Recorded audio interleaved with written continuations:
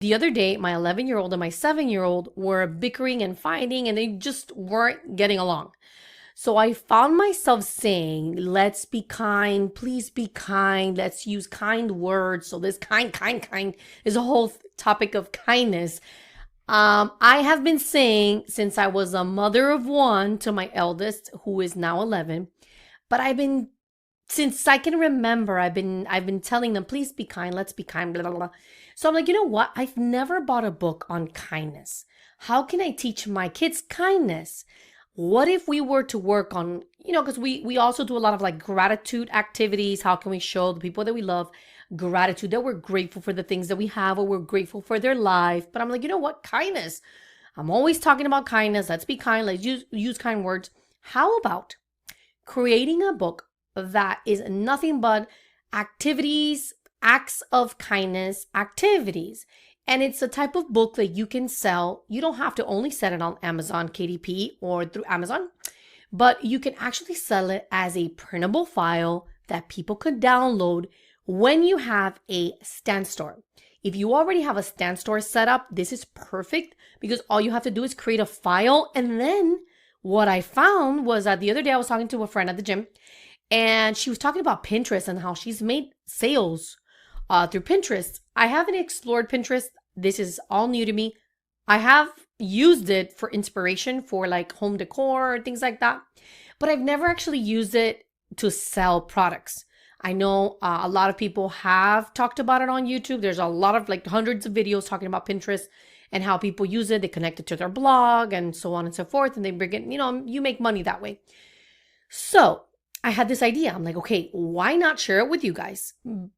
Because maybe you have an idea along the same lines, and you can go ahead and sell it by having it on your stand store, and then you create content or create pins, upload it onto Pinterest as a video or just a regular like an image, and you put the link to your printable file for your acts of kindness activity printable book or workbook. So let's explore this further. Let's go ahead and do a little bit of research, and I'm going to show you what I came up with. Let's get started. So we're on Amazon, and I went ahead and typed in the word kindness. And as we can see here, the search results are 50,000. So it's a lot. You can see here, kindness is my superpower. Kindness makes us strong. So these are illustration, like children's books about kindness. But now I want to go ahead and narrow it down even further. And I'm just going to go ahead and put kindness. Let's say activity books. Okay, here you go. Acts of kindness for kids. Now we have search results is 2,000. And then here it says kindness cards for kids, 52 ways to make every day a little better. What I'm going to go ahead and do, so as far as the search results for these specific keywords, please write this down, acts of kindness for kids. If this is something that you would like to do, if you are a homeschooling mom and maybe you have a lot of ideas. I know as homeschool moms, we do a lot, and we're always looking for the next activity, the next thing that we can do with our kids. So if you've already done acts of kindness activities with your kids, maybe start writing them down and create your own book that you can go ahead and sell to your audience. And let me just go ahead and click on my Katie Spy and see what we have here as far as the data goes and the analytics. As for the results, popularity is in yellow, potential is in yellow, and competition is in red. What that means, it means that as far as popularity, there are only a small number of books performing well for this keyword.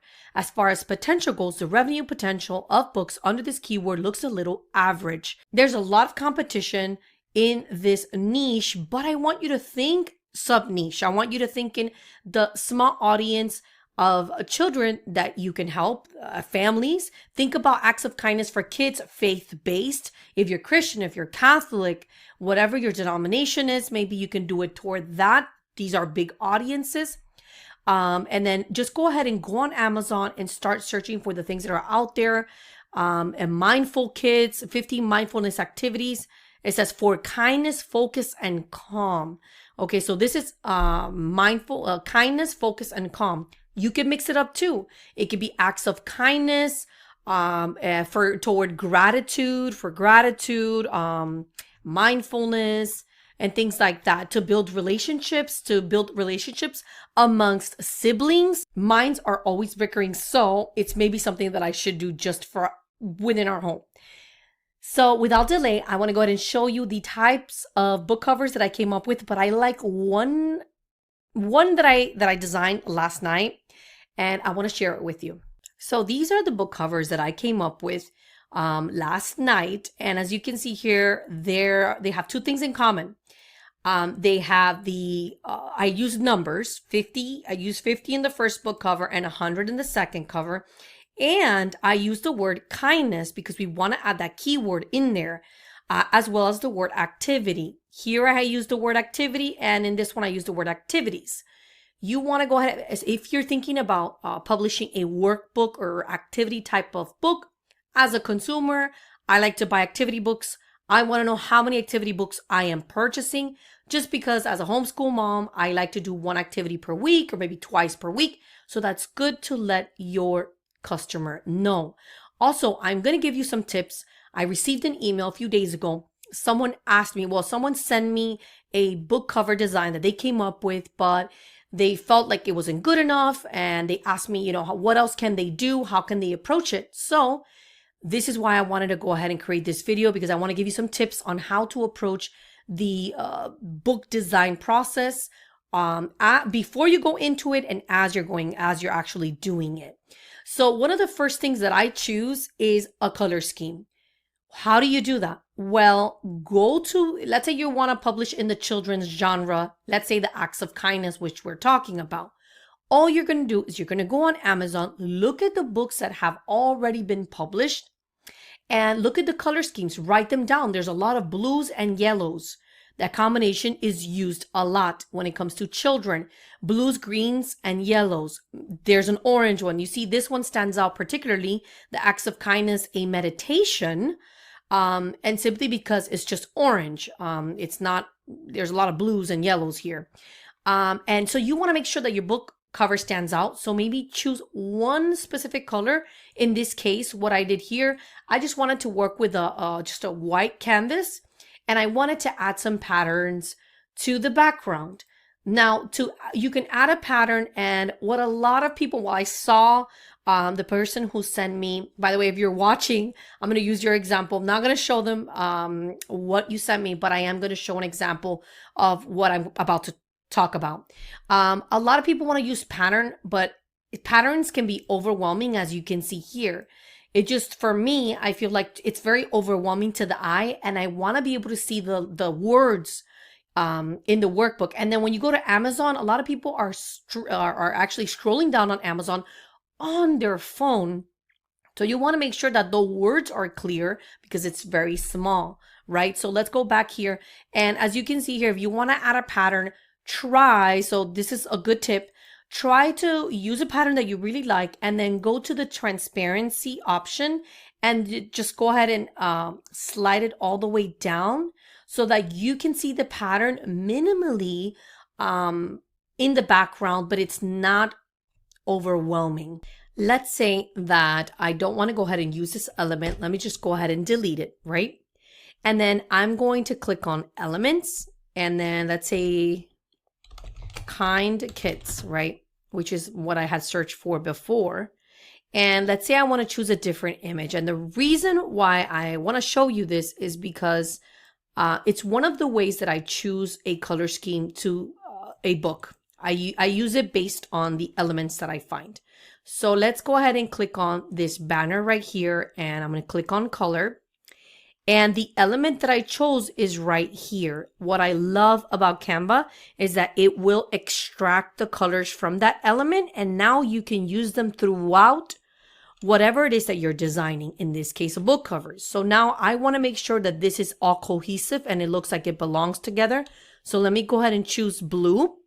And then instead of this having this with a yellow color, maybe I'll choose a color in this color scheme palette, which will be pink. And then maybe I will change the color on the words. It can be this, and then make sure that I change all those words. Maybe even add the white words here, make sure they're white. So now we have kindness workbook for kids. I'll make sure I change that to one that matches the color palettes that we have. So now it feels more cohesive. It feels like all like the words and the colors within the cover belong. The same thing goes here. I did the same thing here. I extracted the colors from the color scheme and I went with it. So now you can do the same. Another tip, if you are designing a children's book, use bright colors, big fonts, and playful illustrations. Kids love characters and creatures. So think about that when you are designing a book cover. Very important. If you do not know where to start, think clean and simple. A lot of the times what ends up happening is that we have so many ideas and we don't want a clutter. We don't want to go here under elements and just start choosing random elements and, hoping that it works. And then you're just trying to add some words and you're like, okay, this is a great book cover. You don't want a mess, but rather go for clean. If you don't know what colors to choose yet, like I said, go under elements, see what type of elements there are. For example, one of the things that I like to do as well is, for example, let's say I have zero clue what colors to use. I will, let's say, for example, it could be any element. Choose any element. And let's say I find a unique color. Like, for example, this is a very beautiful color, right? And I'm like, you know what? I really like this color. Maybe you're not even going to use the flower, but you really like the color, then that's great. All you do is you go to color, the background, right? And that color will be right here. So you see how that happened? So the color will actually show up under document colors. And now you have that color. You can work with that. If you want to use, for example, I've worked with clients in the past where they're obsessed with a specific color and that's the color that they want to use, and it's just that's what they want.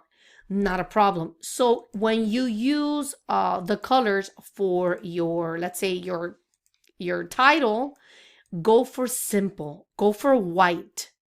Remember, you want your customers who are scrolling on Amazon or who are buying your product. If it's not Amazon, it could be your Stan store, or it could be through, your Pinterest account, the pictures that you're uploading onto Instagram or Facebook. You want, when someone sees your book cover, you want the words to be bold and you want them to be red.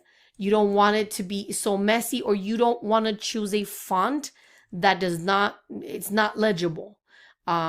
Something like this, very nice and clean. Go for nice and clean. Something like this, kindness, period. Something like this is way better than you adding so much clutter to the book cover, and just because you are in love with different elements, or you just start, a lot of people do this. You just start piling up different things because you think it looks nice, and then you just start getting another, let's say this flower, and then it just doesn't look right. It doesn't look professional. And please, another piece of advice is take your time. When I work on a book cover, I take my time.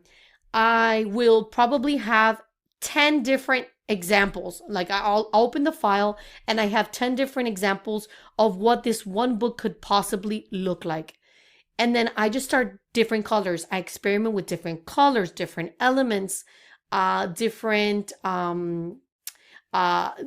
font combinations. That's very important. For example, let's say I want to use a League Spartan for the title, but I'm like, okay, for the subtitle, I don't want to use this font. I want to use something softer. So then I'll go to text and maybe explore and use something like a glacial indifference, something like that. Or one of my favorites is the Lustria.